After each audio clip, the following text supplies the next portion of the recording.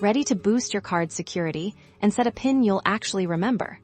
Let's dive into how to change your Capitec card PIN right from your phone. First things first, open your Capitec mobile app and log in securely using your fingerprint or your usual login details. Once you're in, tap on the card's icon. This is where all your Capitec cards will be displayed, showing you which cards are linked to your account.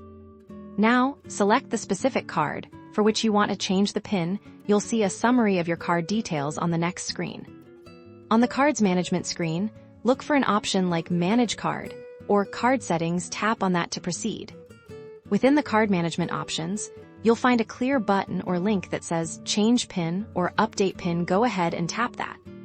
For security, the app will first ask you to enter your current Capitec card PIN. Enter this carefully.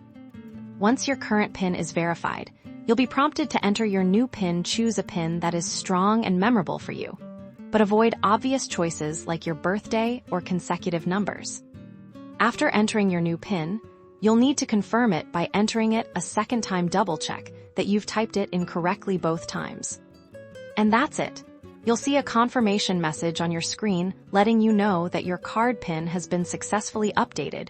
Your new PIN is now active and ready to use.